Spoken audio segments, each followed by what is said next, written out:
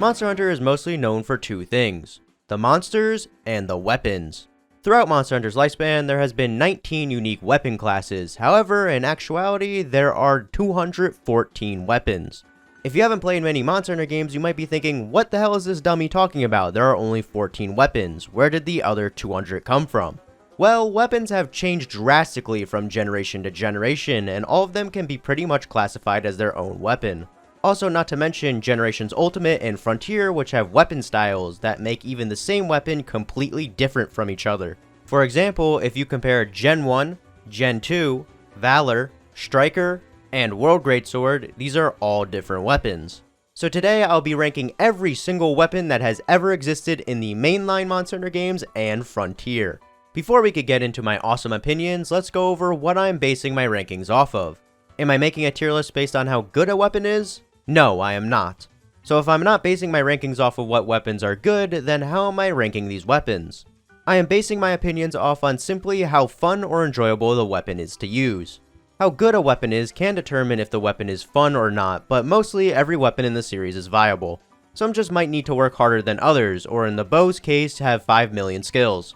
I color-coded all the weapon icons by the generation they are from and labeled them as well, so it's easier to read the tier list. A little warning, I will skip a few weapons that I don't really have much to say about, but they are still ranked on the tier list, so you might just have to play I Spy to find it. Anyways, the tiers that go from worst to best are rather be playing anything else, bad, slightly fun, alright, very fun, amazing, peak weapon. Generation 1, Greatsword, peak weapon. Already starting off strong. Gen 1 Greatsword is actually one of my favorite weapons ever, and is one of my favorite iterations of Greatsword. I like it a lot because it's just super simplistic. Sure, you can just call this thing a really slow longsword, but weapons don't need to be flashy in order to be fun. This Greatsword cannot charge and only has 3 moves. However, those 3 moves can be comboed into each other in any order. You also have a block to save you from bullshit moves in Gen 1. Sword and Shield, slightly fun. Playing Gen 1 Sword and Shield on its own is pretty fine, but comparing it to the others in the series, it's not really great to play. You can't use items with your weapon out, which feels super odd when that is a big thing this weapon is known for now. Also, only having one shield move and it's in the middle of your sword combo just feels weird. The shield is pretty much just here to block. Lance. Rather be playing anything else. Generation 1 Lance is not fun in the slightest. It is definitely one of the best weapons to play within Gen 1 and 2 because having a shield will save you a lot in these games. However, not having a counter on Lance makes this weapon so boring. The counter at least makes Lance more interactive as you have to react to certain moves monsters do. But in Gen 1, all Lance has is poke, guard, and run. All you do with Lance in this game is literally guard and poke over and over again. Hammer. Slightly fun. I actually mained Hammer on my first playthroughs of the first and second gen games, so I have a pretty big attachment to it. However, is it a fun weapon? Kind of. It has everything a hammer should have, but comparing it to the others, it's whatever. Dual Blades. Very fun. Gen 1 Dual Blades are actually very nice to play with. They stand out from all the weapons in this generation as they are by far the most flashy weapons, especially with how cool the animations look compared to the other weapon moves. Also, Demon Mode makes this weapon even flashier. The only thing I don't really like about this weapon is the Demon Dodge is just a normal dodge in this generation. Heavy Bowgun. Rather be playing anything else. Gen 1 Heavy Bowgun is by far my least favorite weapon ever, and I have played it a good amount. For starters, pulling the weapon out and sheathing it is so incredibly slow. You also move slower, and all these things lead you to die a lot in these games. Not to mention the shield attachment does not exist in Gen 1. All you do is just shoot, walk slowly, and pray the monster doesn't decimate your health bar because Gunner Armor is also a turnoff to even use this weapon in the first place. Easily the most boring weapon ever. Light Bowgun. Bad. While it is much better to play than Heavy Bowgun, I just don't really find Bowguns pre-Gen 4 that fun in all honesty. I don't mind using Gunner Armor with Light Bowgun because unlike with Heavy Bowgun, you move a lot faster, so it's easier to keep your distance from the monster. Generation 2. Greatsword. Alright. Gen 2 introduced Charge Slash to Greatsword, and don't get me wrong, it is a very welcome change. However, Charge Slash is better in the later titles. Charge Slash doesn't feel that great to use in these games as they are clunky, although it can feel nice to time a Charge Slash right after the monster barely misses you with an attack. I just prefer Gen 1 Greatsword, at least in the very early games, but it makes sense why they added it to differentiate it from the Longsword. Longsword. Alright. I kind of like how simplistic Longsword is in the early games. Sure, you don't have your really flashy weeb moves, but sometimes less is more. Sword and Shield. You can use items with your shield out now. Alright. Gunlance. Alright. The concept of Gunlance is just awesome. Poking then blasting a shell at a monster's face will never not be fun. However, Gunlance in Gen 2 definitely isn't the funnest the weapon has been. Hunting Horn. Slightly fun. Hunting Horn is definitely the most creative weapon in Monster Hunter, and in Gen 2 it feels ahead of its time. Having a weapon to be able to buff you and other players is awesome, and somehow it never feels like it is solely a weapon for supporting. It has a nice balance of an actual weapon and a weapon for support. In Gen 2, Hunting Horn doesn't play notes when you use your normal attacks. Instead, you have to go into Recital. Basically, if you press R1, your character would start to play the horn. Then each button you press in Recital would then produce a note.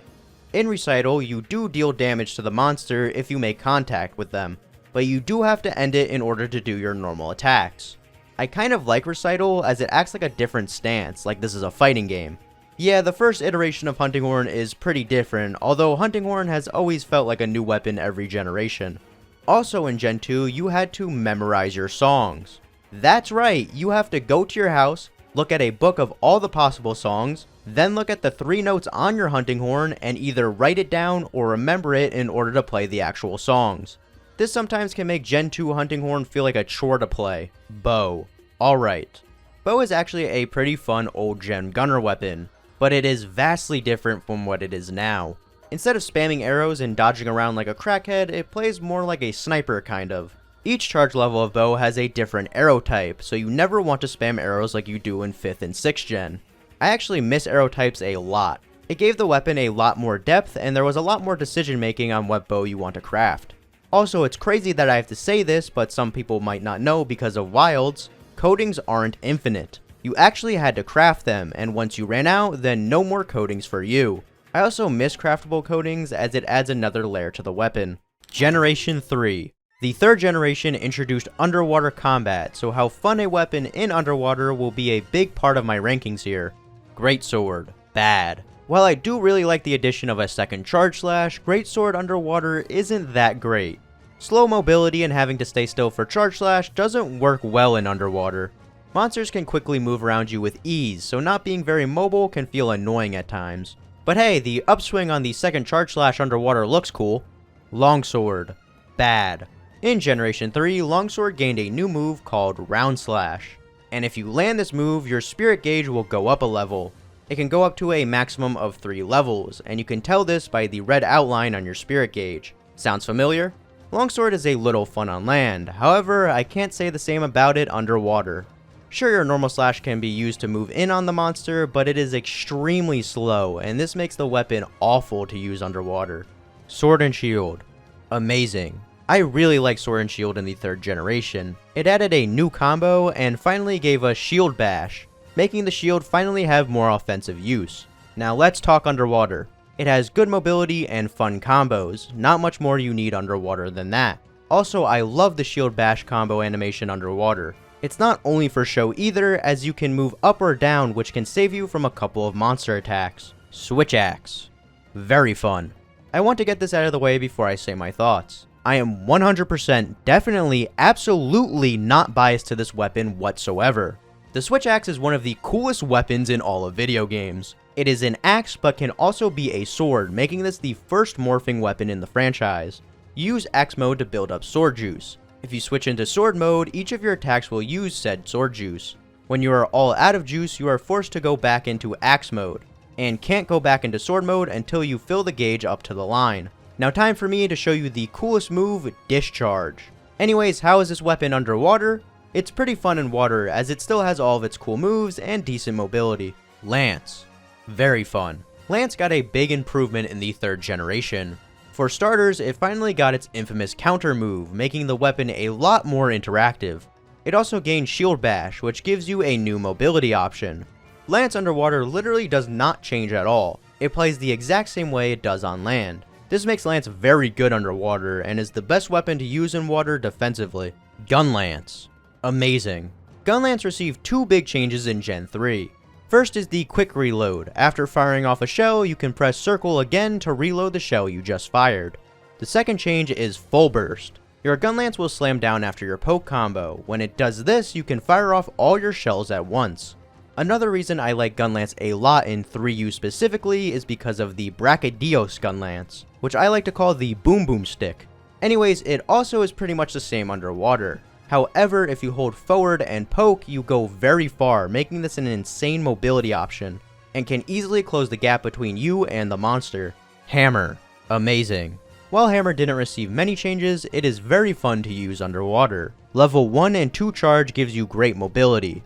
Also, I really like when you spin underwater, a little whirlwind goes around your hunter. It is a very nice detail. Hunting Horn. Alright.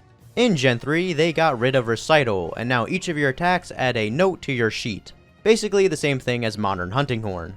Gen 3 also made it so you can look at your songs on your Hunting Horn while viewing it in your equipment, so you can finally throw that piece of paper away. Hunting Horn isn't the most exciting weapon to use underwater, but at least you have self-improvement, which is nice in water. Dual Blades. Gen 3 finally gave Dual Blades the iconic dodge, and it's a great weapon to use underwater. Amazing. Medium Bowgun. Alright. The medium bowgun was introduced in Monster Hunter Tri and never made a return. Not even in 3U, Tri's G-Rank expansion. It is a bit sad that the medium bowgun, or should I say how bowguns worked in Tri, was never expanded upon, because it was really interesting. Unlike in other games, bowguns aren't crafted straight up. Instead, they are fully customizable in Tri.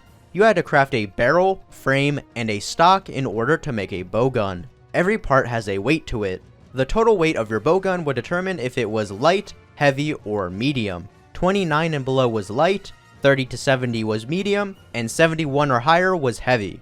Now that I have that out of the way, I can finally explain what exactly the medium bowgun is. Classifying the medium bowgun as one weapon is weird because I view it as technically two weapons. If you have a medium or heavy frame on it, it makes medium bowgun feel like a heavy bowgun that shoots slightly faster. If you have a light frame on it, it makes medium bowgun feel like a slower light bowgun. While I think medium bowgun struggles to find an identity, the customization of Tri's bowgun system is amazing, and it's truly a shame that it never made a return to make improvements to it. Generation 4.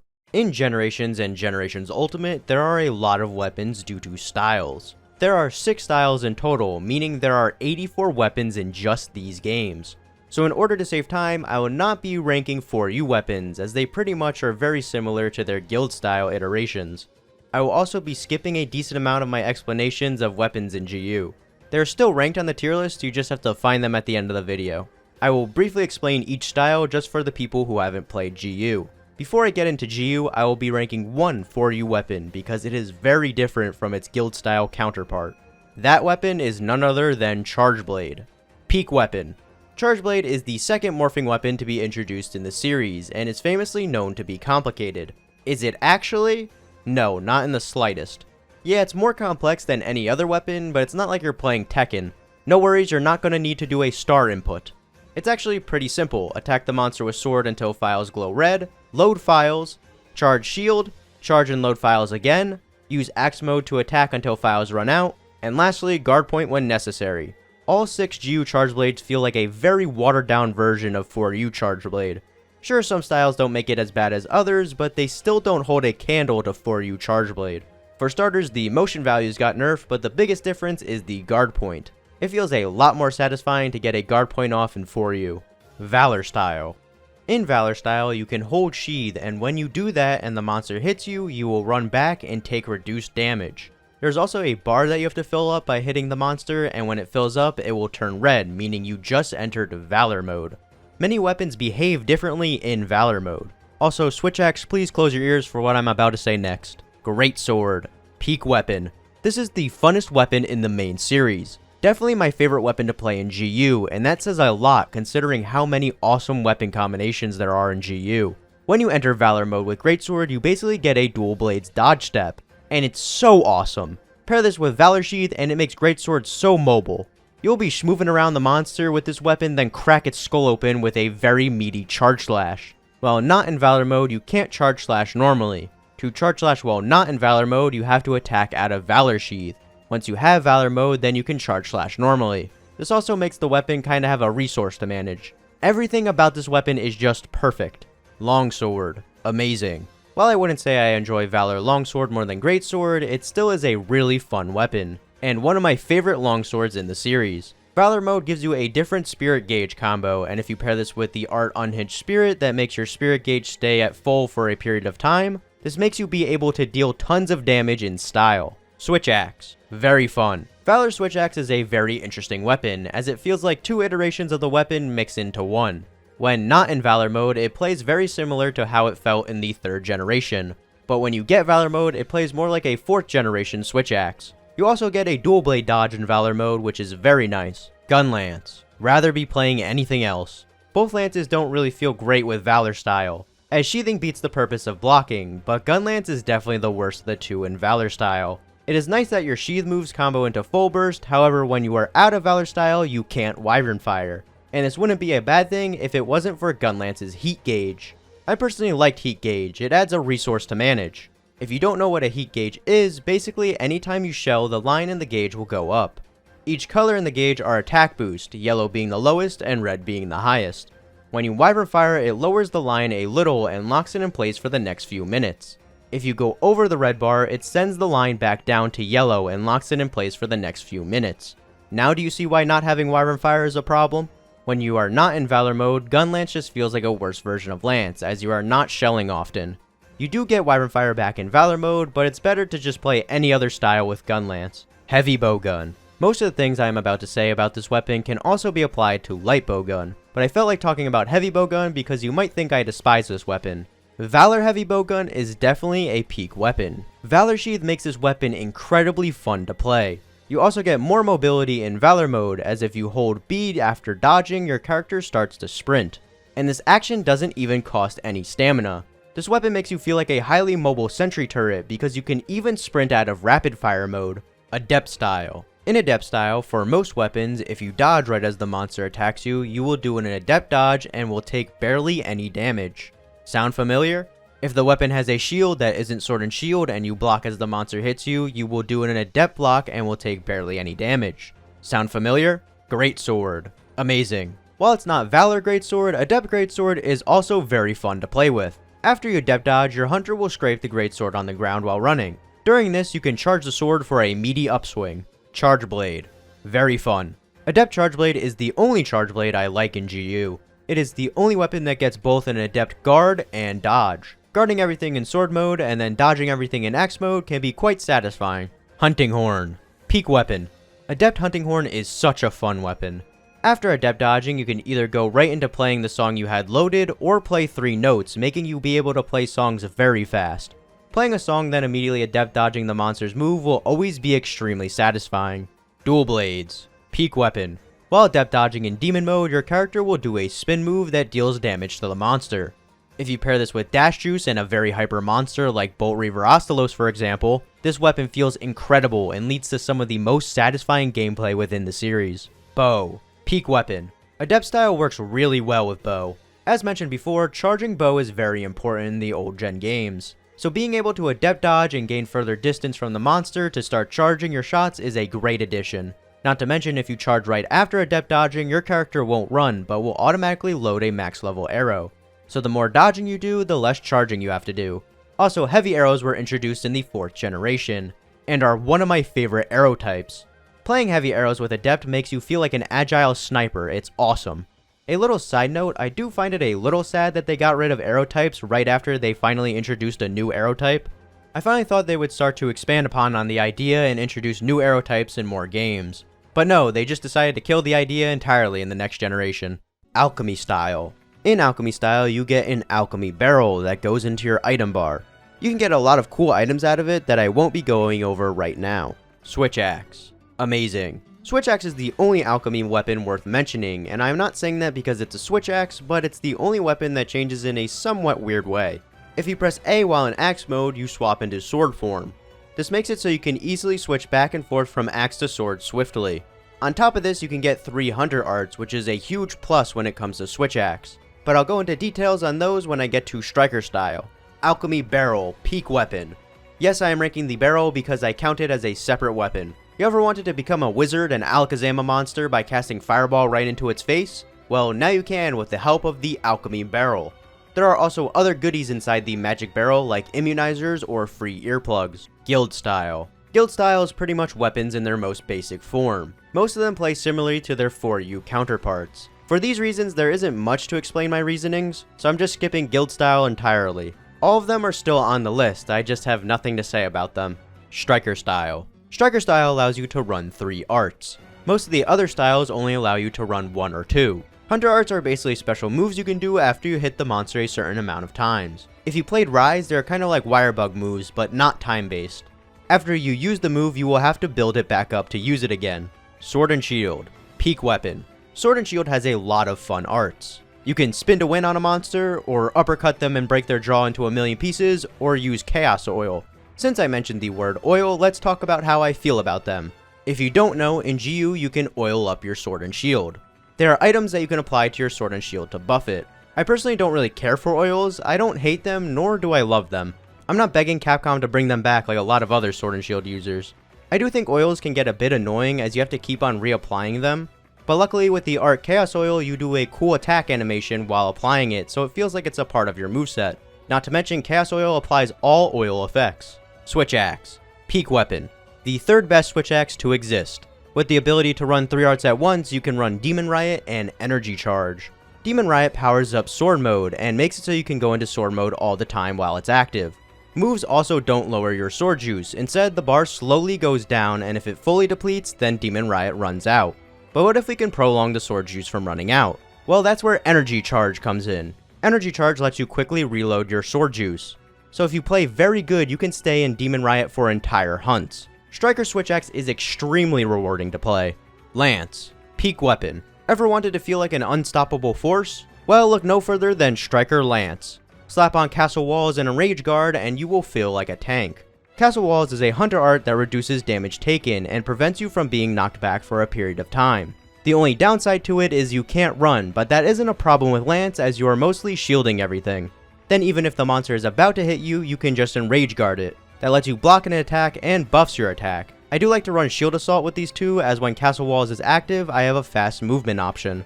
Aerial Style. In Aerial Style, your dodge becomes a flip, and if you flip on the monster, you will vault off of them and go further in the air, and you can attack while in the air. Greatsword. Slightly fun. Aerial Style is either a hit or miss, and for most slow weapons, it's a miss. One thing I don't like that Aerial Style does on some weapons is making the Mave move on them tied to vaulting off the monster. For Greatsword, you cannot charge slash unless you jump off the monster, and this can get annoying at times. Hammer. Slightly fun. I am only talking about Aerial Hammer because I have not talked about a single 4th gen hammer this entire time. Hammer is an interesting weapon in GU, as I like it, however most styles just remove a key part of the weapon, like Striker removing the Golf Swing or Aerial Style removing the Charge level 3 move. Hammer has the very rare case of I actually prefer Guild Style to most other styles. Dual Blades. Peak Weapon. Aerial Dual Blades lets you play Beyblade Simulator. Pair Aerial Style with the Spiral Slice art and you will be letting it rip on the monster. Even though your forward dodge is now a flip, you can still dodge step sideways. This weapon is actually so fun to play and one of my favorite aerial weapons. Insect Glaive. Amazing. If you play Insect Glaive, the only style for the weapon is pretty much aerial. What a surprise, the style for the weapon you go in the air with is Aerial Style. Every other style for Insect Glaive makes you go straight up in the air, but with Aerial Style you launch yourself horizontally and gain a new move when you have all 3 extracts. Also a little side rant, what happened to feeding Kinsects? In the 4th generation, you were able to feed your Kinsects and customize their stats based off the different jellies you fed them. I miss fattening my guy full of jellies so he can move 1 point faster. Heavy Bowgun. Do I even need to explain this one? I don't like this weapon, rather be playing anything else. Prowler. In Generations Ultimate, you can play as a Palico by switching to what's called Prowler mode. I will refrain from giving my honest opinion about Prowler as every cat lover will probably want to kill me. Instead, I will place it in the cat tier as it's not a weapon, it's a mode. World. Greatsword. Alright. I am very well aware that World Greatsword isn't really a weapon for me. World introduced 2 major things to Greatsword, those being the tackle and true charge slash. Lowering your shoulder to a monster's face as they try to attack you is pretty fun. True charge slash is the ultimate dopamine move, when you hit it that is. I feel like World Greatsword is the one I miss with the most. I don't know if that's because I'm bad or I go for too many true charge slashes. Longsword. Very fun. World Longsword is definitely the most infamous weapon in all of Monster Hunter. At one point, it was simultaneously the most popular weapon and the most hated weapon. Sure, getting tripped by longsword users is not fun, and also why are you not attacking the tail? But I would be lying if I said the weapon isn't fun. It was popular for a reason. World made longsword a counter-heavy weapon by adding Foresight Slash and Lie Spirit Slash. If you want my honest opinion, I like Lie Spirit Slash, however, Foresight Slash should not exist, and I believe the weapon would be better off without it. Foresight is super easy to hit, and you get a free gauge level off of it, not to mention you can just spam it. Lie Spirit Slash is very cool, as you get punished for missing it, so you better get that timing down. World also introduced Helmbreaker, which is by far the most anime looking move you've ever seen. Switch Axe. Very fun. World made Switch Axe very stylish. It got cool new animations and also a zero sum discharge. Zero sum is a discharge, but you latch onto the monsters, so you discharge really close to the monster. You can cancel zero sum early so you don't morph back into axe mode after and spam like 30 ZSDs in a row. Sure, it's brain dead, but it's kinda funny. Charge Blade. Amazing. Charge Blade finally doesn't feel like complete ass to use again. Guard pointing is pretty satisfying, and now you can enter Savage Axe mode. Savage Axe mode is pretty much playing with a giant pizza cutter. Gun Lance. Very fun. Yeah, it's still Gun Lance, but World added something called a Worm Stake. You attach a stake to a monster that does tick damage. If you put Slinger ammo in your Gun Lance, you can do a Worm Stake blast and can put little piercings on the monster. Hammer. Peak weapon. World Hammer is definitely my favorite hammer. They added so many great changes to the weapon, like power charging, Big Bang, and what I like to call the Wacky Claw. When I play Hammer, I hate the Clutch Claw a little less because the Hammer's Claw move will track the monster from miles away, or you can latch onto the monster even if they are behind you. World also added Spin to Win, and it takes all the power in me not to spam this when I'm near a slope. Hunting Horn. Peak weapon. Another weapon that received great changes. Being able to hold 3 songs at once is quite nice, as you can pocket the songs and play them in a row. I also really like the addition of some songs dropping a little circle that the other players need to walk into to receive buffs. It makes the other players have to interact a little more. My favorite thing World added to the Hunting Horn was a Spin to Win. If you couldn't tell, I really like when the weapons can spin. Dual Blades. Very fun. Speaking of spinning, Dual Blades received the Heavenly Blade Dance, which is by far the ultimate spin move. I also like the addition of Slinger Dodge, and I kinda miss it in Wilds, I won't lie. Insect Glaive. Peak weapon. I won't forgive World for what it did to upgrading Kinsects. Now you just upgrade them with materials such as iron ore like they are some kind of robot. Kinsectry aside, this is the best Insect Glaive has ever been. The ground combo never felt more fluid and stylish. Not to mention, strong jumping slash and descending thrust flows into the main ground combo to make the transition from air to ground feel seamless. They also added vaulting dance bounce, which is very nice to reposition yourself. Light bowgun. Alright. I actually like bowguns in World, mostly due to it having a pretty good bowgun customization system. While it's no Try's bowgun system, there's a lot more customization than all the other games. Light bowgun gained the ability to reload while dodging, which is a very nice addition. Bow. Slightly fun. I used to like World Bow a lot, but comparing it to the next 2 games' bows, it's not that great and gets heavily overshadowed. World drastically changed Bow. Instead of it being a slow charging sniper-like weapon, it is now a fast-paced submachine gun as you just spam arrows and constantly dodge around like a crackhead. Arrow types have been removed for whatever reason. Arc shot following a power shot feels extremely strange, especially after you play Rise and Wild's Bow. I won't lie, dodging is pretty fun, and Dragon Piercer is awesome. Rise. Great Sword. Very fun. Great Sword has finally been given mobility again with the help of wire bugs. Power Sheath is a nice way to quickly get out of danger after you inevitably miss that TCS. Pair Power Sheath with Strong Arm and the monsters will have a hard time damaging you. I also like that you can either play a slow classic Greatsword style or switch to a fast-paced style with the Surge Slash combo. Longsword. Alright. Rise Longsword is the ultimate parry weapon. On top of the 2 existing counters, it gains an additional 3 counters. 2 being Wirebug moves and 1 replacing your sheath attacks. Sakura Slash and Harvest Moon makes getting red gauge extremely easy. But my biggest problem with Rise Longsword is that you aren't punished for missing Lie Spirit Slash. For whatever reason, you get to keep your gauge level even if you played wrong and should get punished for it. Hitting a Lie Spirit Slash just doesn't feel as rewarding as it did in World. All of that aside, Longsword is still kind of fun in this game and can lead to some very stylish gameplay. Sword and Shield. Peak weapon. I love Windmill. You can remove all the other moves from Sword and Shield in this game and I would still put it in the top tier. Windmill aside, the other Wirebug moves are some of the most fun ones in the game. Metsu Shoryogeki is one of the most satisfying counters in Rise. You can also oil up your Sword and Shield once more with the help of the Destroyer Oil Wirebug move. Switch Axe. Peak weapon. By far the best Switch Axe in all of Monster Hunter. Pair Elemental Burst counter with Soaring Wyvern Blade with 2-stage Morph Slash and you will have one of the most fun weapons ever. Elemental Burst counter is super satisfying to hit, and when you do hit it, it instantly amps your sword. You can now start to ZSD, but when you finish your ZSD, you can Soaring Wyvern Blade mid-air to stay in sword mode. When you run out of sword juice, you can just say no I didn't and 2-stage morph to sword mode at any time, even when the sword juice is below the required limit. Sure, you can argue that this is just Switch with no axe, as axe mode is like non-existent in this playstyle, but it's really fun, so I don't care. Charge Blade. Alright. The Wirebug counter does somewhat defeat the purpose of guard pointing, and it makes you be able to get files very easily, although hitting a Sade after back-to-back counters can be pretty satisfying. Lance. Amazing. While you get a lot more DPS through Guard Dash, Shield Tackle is my preferred playstyle. If you get the timing down of Shield Tackle, which isn't really that hard, the monsters will go long periods of time without damaging you. Also, I really like the sound it makes. Hunting Horn. Rather be playing anything else. I like to call this the Fisher-Price Horn, as it really is baby's first hunting horn. Instead of playing a group of notes to produce one song, you can play all 3 notes in any order in a row. And then you can play every song on that hunting horn at once. You also only need to play the 3 notes at least once, and can pocket the All Melodies button. Like, you don't need to have it on your note sheet after you play it, even if it's gone, you'll still be able to play all your melodies. This is by far the most dumbed down version of Hunting Horn and goes against everything Hunting Horn once was.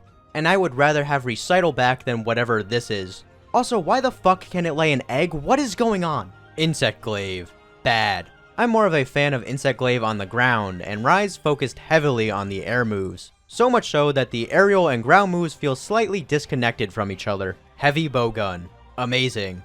Rise has some of the worst bowgun customization, but the bowguns, even heavy, are extremely fun to play. Heavy Bowgun gains great mobility options with the help of Wirebugs, and you also get a pretty meaty counter. Bow. Peak weapon. While Rise Bow is a far cry from what Bow was like in the older games, it is definitely the best out of the new bows. Instead of Power Shot being followed up by Arc Shot, it is now followed up by another Power Shot, which flows so much smoother. The reason why I love Rise Bow is because of Bolt Dodge. Bolt Dodge can be tricky to master and is way harder to time than Perfect Dodge or Adept Dodge. If you do manage to master the timing of Bolt Dodge, you feel like an actual god. Bolt Dodge being a lot harder than the other dodges makes it a lot more rewarding. Wilds. A quick little side note before we get into the Wilds weapons. This was recorded before Wilds base game title update 3, so if somehow these weapons get crazy new moves in the future title updates or the DLC and I don't mention it, that's why. Greatsword. Very fun. I like to call Wilds Greatsword the offset machine, as it has one of the easiest offsets to hit. It takes so much in me not to just spam upswing. Perfect Guard is nice not because you can now do a power clash with Greatsword, but because offensive guard Greatsword builds are now very fun. Longsword. Slightly fun. They gave Longsword so much in Wilds, and I don't find the weapon that entertaining. For starters, getting Red Gauge is so easy now. You can either break a wound, hit a lie, hit a foresight, or do the charge move thing. Once you get to Red, Longsword pretty much only has 2 moves, and leads to some of the most brain-dead gameplay I've seen. And since it's easy to stay in Red Gauge with the help of wounds and lie, you are pretty much only pressing 2 buttons for the entire hunt. You also can't get punished for doing anything wrong with Longsword now. They kept not losing gauge when missing Lie Spirit Slash, and now they made it so you can cancel Helmbreaker if you're about to miss. Imagine if you're playing Charge Blade and mid-stage you're like, yeah, actually never mind. With how simple this weapon has become, and has little to no reward by not being punished for any mistakes, I can't put this weapon in a high tier. Sword and Shield. Amazing. Sword and Shield feels very smooth in this game. Having fast moves out of Perfect Guard makes it feel like I'm playing Sekiro. The new chop move is nice as you can throw it in at the end of a perfect rush. Switch Axe. Very fun. Switch Axe in this game feels like World if they gave it a counter and an offset, but instead of spamming ZSD, you spam full release slash. Charge Blade. Slightly fun. Once again, Guard Point found dead in the Windward Plains. Perfect Guard just straight up replaced Guard Point. Once you hit a Perfect Guard, then press the triangle button and you got Savage Axe. After getting Savage Axe, hold the circle button repeatedly, and that's pretty much the weapon. They should really change the name of this weapon to the Pizza Cutter, as Savage Axe is just too strong. Hammer. Slightly fun. Something still feels off about Wild's hammer. Level 2 charge now having an offset is nice, and the follow-up is super cool. Also, Mighty Charge is pretty cool because spin. But, I don't know, hammer just doesn't feel heavy, if that makes sense. And I don't really like how that feels. Removing Power Charge was also an interesting change that I'm not really a fan of. Hunting Horn. Amazing. Definitely my favorite weapon in Wilds. Hunting Horn feels refreshing from most of the other weapons in this game, as a lot of them have a 2-button loop. And while Hunting Horn does have a loop, it's a lot longer and feels nice after playing weapons like Gunlance or Longsword. Being able to play notes super fast with the help of the new Echo Bubble feels great, as you can now load up songs faster than ever. Its Focus Strike is awesome, as I feel like I am playing Guitar Hero, as you are rewarded for getting the timing right, something that is kind of rare in Wilds. Also, by far the most satisfying big dopamine offset attack in this game, as you can feel the weight of your horn getting slammed into a monster's forehead. Dual Blades. Amazing. Adept Dual Blades are back, and now you can feel like a character straight out of Attack on Titan. Insect Glaive. Very fun. I don't like how the main ground combo is a lot slower, but being able to weave the new charge move into it is kind of cool. The charge move is also an offset move and has the weirdest timing out of every offset in the game. Also, if you don't topple the monster with the offset, you can get punished, as the entire animation has to play, making it so the monster can hit you after your offset. The new tornado move is actually awesome and very stylish. Light Bowgun. Alright. Wild's bowgun customization is really bad. Small little rant for a light bowgun in Wilds, why did it not get any of the new cool things? I get why no perfect guard, it can't get a shield, that makes sense. But no offset, or at the very least no perfect dodge? I get why Longsword didn't get any of this stuff, it has like 30 counters already. But at the very least it should have gotten perfect dodge. Despite it not getting any of the new cool things, I actually like playing it in this game. Burst Step and Cleanser can be quite fun. Heavy Bowgun. Bad. Unlike in World, Heavy Bowgun is not saved from good customization. Actually, there is less customization because shields are now built into every Heavy Bowgun. I get why Heavy Bowgun gets perfect guard, but why does it also get an offset? It gets 2 out of the 3 new mechanics while Light Bowgun gets nothing, and somehow Light Bowgun is still more fun to play. The most entertaining thing about this weapon is slightly holding down the right joystick to maintain the recoil in the machine gun mode. Frontier. Earth Style. Frontier does have weapon styles, 4 in fact. The first style is Earth Style, and the weapons with this style play a lot like their Generation 2 versions, as this was the first style in the game, and Frontier is technically a Gen 2 game. Most Earth styles that existed in Gen 2 can go in the same tier as their other counterparts. Tonfas. Amazing. Despite being a weapon only unlocked at G rank, it actually does have an Earth style. Switch Axe F also has a Earth style, however it plays a lot like 3rd generation Switch Axe, so I just put it in the same tier. If you don't know what a Tonfa is, basically they are if Dual Blades, Hammer, and Insect Glaive had a baby. They are a dual-wielding impact weapon that has aerial attacks. And if you are thinking that sounds awesome, you would be correct. Tonfas are definitely the weapon with the highest skill ceiling out of any weapon that has existed. There is a ton to these weapons that if I actually sat here and actually tried to go over everything in detail, I would be here for a while. I will try to do a very simple explanation of the basics in Earth Style. For starters, Tonfas have 2 different modes, long mode and short mode, depending on if you are a grower or a shower. You have extremely stylish combos in both modes. Did I mention you have a backflip attack yet? Anyways, there is a gauge that fills up when hitting the monster that gives you 5% attack boost for each bar filled. There is also this thing called Ki. Basically, you do a really cool looking attack. There is a lot more to this as it's more of a mechanic than an attack, but it's one of those things that Tonfas has that will take me too long to explain. If you've seen any amount of Tonfa gameplay, you've probably seen people play The Floor is Lava. In short mode, if you press circle in the air, you will do a dive kick move. But if it connects with the monster, you will stay in the air. If you master the dive kick while attacking in the air, you can kill the monsters without touching the ground. Tonfas are also the only weapon that can run while unsheathed in every style, not just extreme. If you think I explained a lot, I actually did not. If you want to actually know everything about these weapons in detail, then you should probably look up a tutorial. Heaven Style. Unlike in GU, Heaven and Storm Style don't have an overarching mechanic that applies to all weapons. Instead, these styles just simply change the movesets. With some weapons, Storm Style is just Heaven Style but cooler, so I don't know how many of these I will go in detail for. Great Sword. Amazing. An example of Storm being a cooler Heaven style is with Greatsword. In Heaven and Storm style, it removes the normal charge slash, but in exchange, you can now do a guard swing. That is a guard that lets you attack right after, kind of like a guard point. In Storm style, it's the same thing, but your upswing is now a charge slash. Sure, Storm style removes power guarding, but that doesn't really matter when you have guard swing.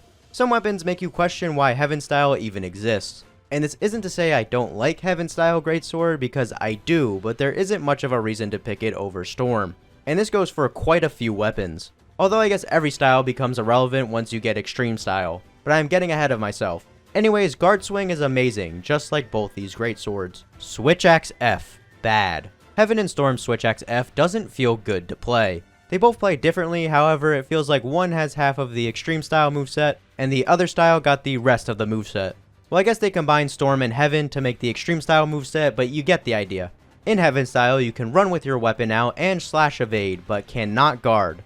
In Storm style, you can guard to gain sword juice and enter lightsaber mode, but cannot run with your weapon out or slash evade. There is no reason to use these styles over Extreme style, especially since you unlock the style at the same time you do Switch Axe F. Lance. Alright. While I don't think Heaven and Storm style Lance is that fun, it's worth mentioning a few things about it. For starters, Heaven and Storm now give you 4 pokes and an even higher poke. That's pretty much all the changes for these styles. Lance in Earth style has a lot of changes from Generation 2, and the most notable thing it gained is the Area Guard. Area Guarding makes it so your guard has an effect around it, and if any player stands in the effect, you will block all damage for them. This is a very cool mechanic as it makes the Lance feel somewhat like a support weapon. Storm style. Sword and Shield. Amazing. While Heaven style is closer to the classic Sword and Shield moveset with an added new jump move, Storm style gives you an entire new moveset. The main combo is a constant poking attack that makes it look like you are fencing the monster. You also get a slide move that some of you will find familiar. Gun Lance. Very fun. In Heaven and Storm style, Gun Lance doesn't have Wyvern Fire anymore. If you are a Gun Lance main, your heart probably just shattered, however it gets something new, and that is the Heat Blade. When you do the Wyvern Fire inputs, you'll do a long animation charge move. After that is done, you have activated Heat Blade. What Heat Blade does is it adds fiery effects at the end of your poke attacks. While it is active, you get a new slam down move that follows up your poke attacks. It is on a timer, and when it runs out, you have to wait to use it again, just like Wyvern Fire. Storm and Heaven style Gun Lance are pretty much the same, however, Storm style has one small difference, and that is when you are in Heat Blade, it adds elemental damage to your shells. I don't know why Storm style has to constantly one-up Heaven style. Like seriously, what the fuck is Storm style's problem? Hammer. Rather be playing anything else. Hammer feels awful to play in Frontier, and I have played a good amount of it, and sadly every time I play this weapon, I can't seem to enjoy it. Let's go over the changes before I explain why I don't like it. Heaven and Storm style removes the spin, but replaces it with an infinite combo. You are completely stationary while doing this move. Storm style adds on top of Heaven style by giving it a level 4 charge, and a new move that makes you jump in the air and slam back down. Now all of these things may seem cool, however, Hammer just feels like a chore to play against most monsters in this game. Not to mention its DPS is somewhat lacking compared to most weapons. Also, it's not even the best impact weapon in this game, but we will get to that beast of a weapon later. Hunting Horn. Bad. Remember that recital mechanic I was talking about back in Gen 2? Well, it managed to stay in Frontier even with the new styles, and it feels even worse to use in this game. However, Hunting Horn does get a new move, and that is an infinite thrusting move that can look very interesting depending on what part of the monster you are hitting. Dual Blades. Amazing. If you think Dual Blades aren't cool anymore due to Tonfas, you would be very wrong. Frontier Dual Blades are incredibly fun. Frontier introduced True Demon Mode. True Demon Mode drains your health instead of your stamina, but you deal more damage and get cool dodge attacks. While True Demon Mode is insane, my favorite thing about Frontier Dual Blades is Clash Sharpen. When you Clash Sharpen, you will quickly scrape the two blades together and get a bit of sharpness back. Tonfas. Amazing. Storm style Tonfas are more of a grounded playstyle with the Tonfas as it removes the dive kick to stay in the air. This might be a turnoff for some, but the grounded moveset gets something to compensate for the dive kick.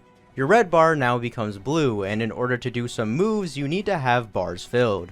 The coolest move that requires this bar is Piercing Dragon Dance, and it's basically Tonfa's version of Demon Dance. I really like that Storm style allows you to have a grounded playstyle with Tonfas as it feels like you are boxing with the monster. and it offers a vastly different playstyle than Extreme and Earthstyle. Light Bowgun. Very fun. Light Bowgun in Frontier makes you play a rhythm game. When you shoot a bullet, there will be a white bar inside a gray bar, and a horizontal bar will move left to right. If you press the shoot button again when the horizontal bar is inside the white bar, you will do more damage with that shot. And if you continue to hit it in the white bar, you will shoot faster. Stormstyle gives Light Bowgun a quick dodge, which further enhances the weapon's movement. Heavy Bowgun. Very fun. Heavy Bowgun also has a rhythm game mode, but not in the same way Light Bowgun does. Instead of the bar appearing when shooting, it appears when reloading. And if you hit the reload button when the horizontal bar is in the white bar, you will compress all the bullets that are in one clip into a singular shot. In Stormstyle, you can now charge bullets, and yes, you can charge your compressed ammo to do some massive damage. Bow. Bad. I kinda feel the same way about Bow in Frontier as I do Hammer. It just doesn't feel good to play with in this game. While it isn't too different from the old gen's mainline bows, the changes in the different styles aren't great, and it makes the weapon feel lacking compared to others. In Stormstyle, you get a Shoryuken, which is odd for a bow to have. The second change in Stormstyle is Crouching Aim, which makes you crouch and stand still, but all your attacks will do more damage. And you get an additional charge that shoots a special powerful arrow. Extreme Style.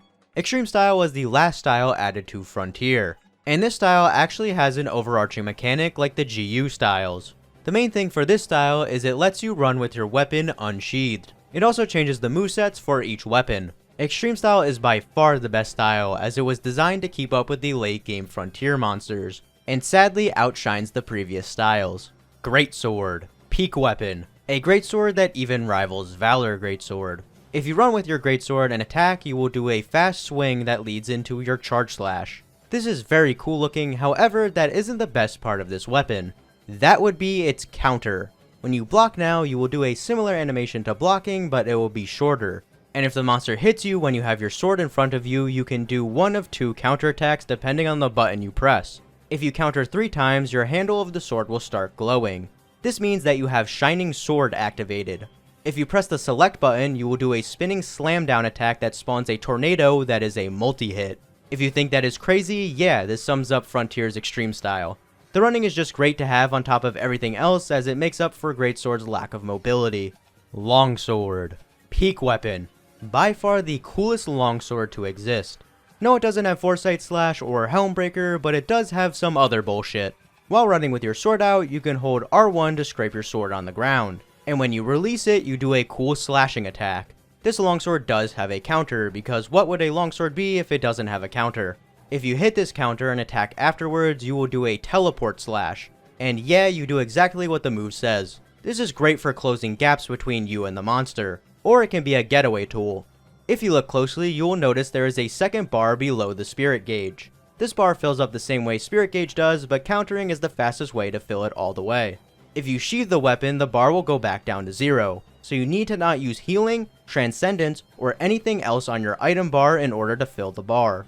If you fill the bar all the way, you can now use the move Blade Storm, and it is one of the most anime looking moves to exist. This weapon is the definition of mastering the way of the blade, and my god is it cool. Sword and Shield. Very fun. Sadly, in Extreme Style, you lose the fencing combo, so it is a bit of a downgrade. However, you have a few things that make up for it. For starters, one of your running attacks is a front flip, making it so you can style on the monster. You also get a new shield combo that if you hit the monster's face with this, it looks like you are slapping the shit out of the monster.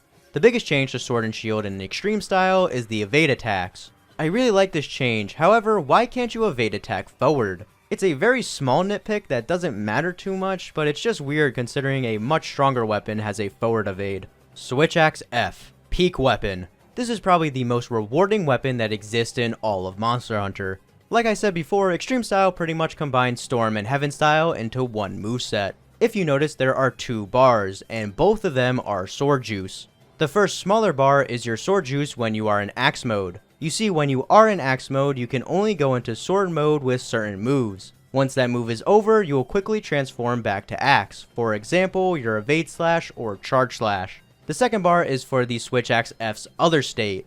In order to fill this bar, you need to attack the monster or Guard Absorb. Once this second bar is filled, you can go into Light Sword mode, and this mode is crazy. You have a lot of stylish moves in this mode and also evade attacks. You also get a new discharge called the Nova Discharge that causes a big explosion after the basic discharge animation. While in Light Sword, each of your attacks will drain your Light Sword gauge, but you can prevent this and make the gauge go up by guard absorbing any monster attacks.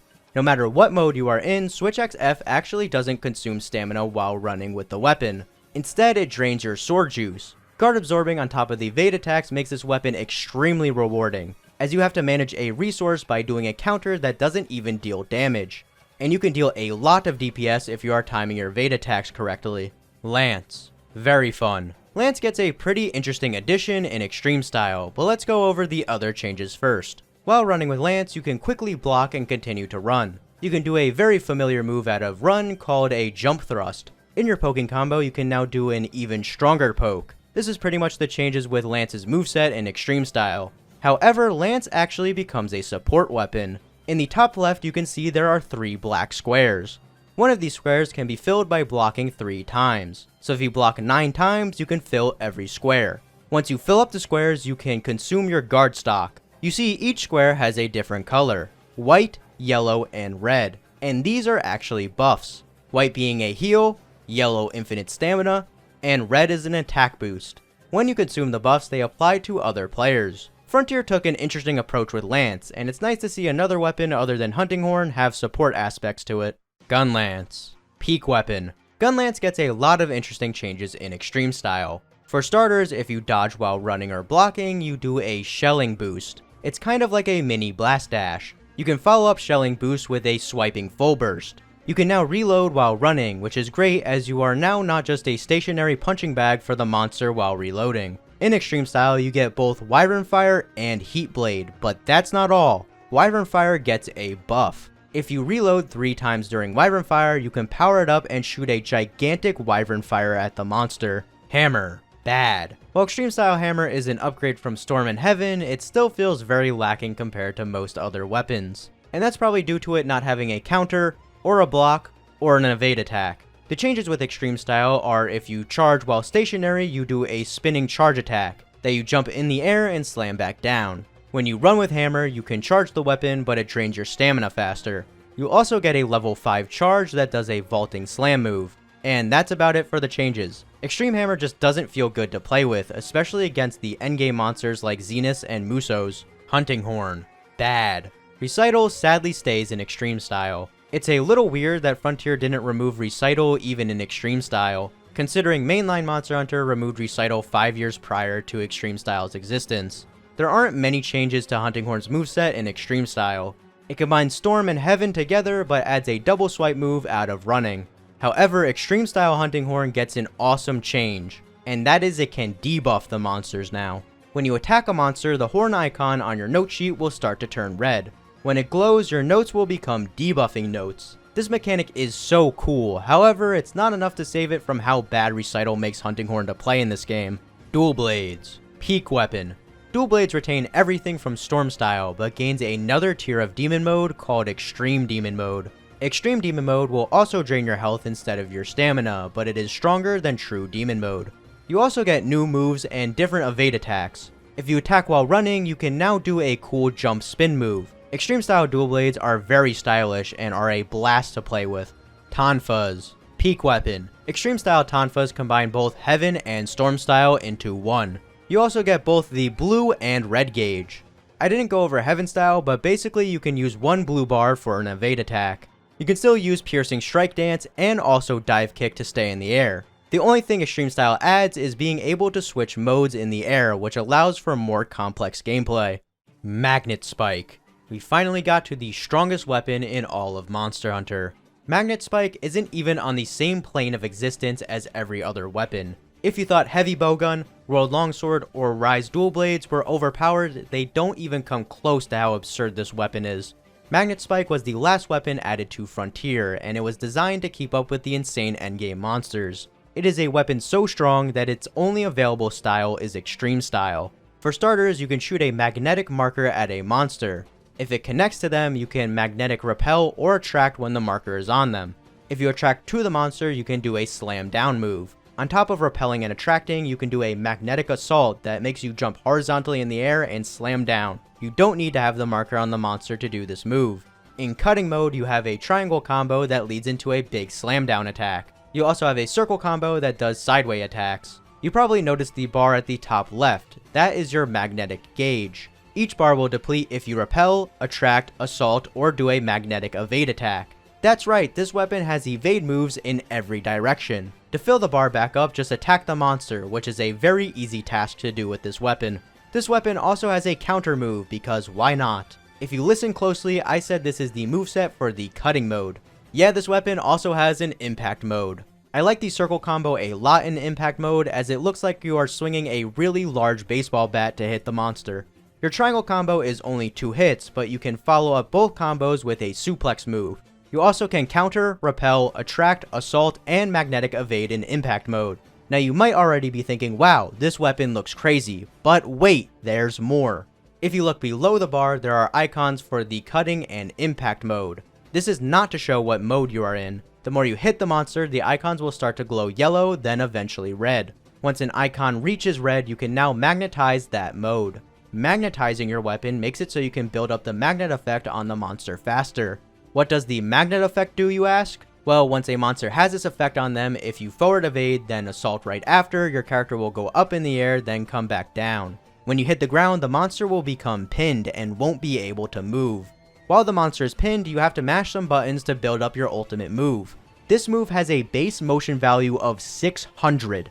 That is a lot more than Greatsword's charge slash motion value. So yeah, this weapon is extremely stupid, but it's funny stupid. You also have to keep in mind the kind of monsters that exist in Frontier's endgame. Even with this very overpowered weapon, there are still monsters in Frontier that can destroy you. I would be lying if I said this weapon isn't fun. Peak weapon. Light bowgun. Very fun. Extreme style light bowgun has simple yet very effective changes. While running, you can now reload and also slide. You can now do an evasive shot and a powered up shot. Both these things require you to pass the QuickTime event. These changes are very nice as it gives light bowgun even more mobility. Heavy bowgun. Very fun. Extreme style gives heavy bowgun a couple of movement options. Just like with light bowgun, you can reload while running. You can also compress your ammo when running, but you will stop when compressing. Heavy bowgun also gets an evade shot. You will shoot, then jump back in the air. There is one humongous change in extreme style. If you notice once again in the top left there is a bar because Frontier really likes giving weapons gauges and bars. This bar will fill up if you shoot any ammo type that isn't normal 1 in the same area the monster is in. If you fill up this bar all the way, you can now load in a heat bomb. And if you shoot after reloading it with the bar filled, you will shoot off a Shanteen-sized beam. I know you can put on a weaker version of the heat bomb on other styles with the sigil, but it's not as cool looking and you don't need a sigil in Extreme, it's automatically built into the moveset. If you wonder what a sigil is, I won't be explaining that as I already spent too much time talking about the funny magnet weapon. Bow. Bad. I still feel the same way about bow as I do hammer even in Extreme style. Just like hammer, bow does not get a counter, or guard, or even an evade shot. It's very weird that bow out of every weapon doesn't get an evade shot in Extreme style, considering what bow is like in New Gen. Frontier expanded upon the sniper-like gameplay of the bow even in Extreme style, and that gameplay doesn't feel good in this game. Extreme style keeps the crouching shot but also adds a rising gleam shot. That kind of acts like the last crouching shot, but it shoots low to the ground then goes up in the air. Yes, you can charge your arrows while running, but just like with hammer, it drains your stamina faster. And that's about it for Extreme style bow. Another very lacking weapon compared to the rest. Explore. I never played Monster Hunter Explorer as it was a Japanese exclusive mobile game and got shut down around 5 years ago. Why am I mentioning this? Well, there was an exclusive weapon type to this game called the Accel Axe. And to say that I at least ranked every weapon type that has existed in the Monster Hunter franchise, I am going to rank it. How am I going to rank it if I never played it, you asked? Well, I'm not like most people on the internet that like to form their opinion on something they never experienced and like to live vicariously through other people's footage, so I am putting it in the only tier I can. Yeah, that's an axe alright. And that is every weapon from the mainline Monster Hunter games and Frontier ranked. Here is a quick scroll through of the entire list.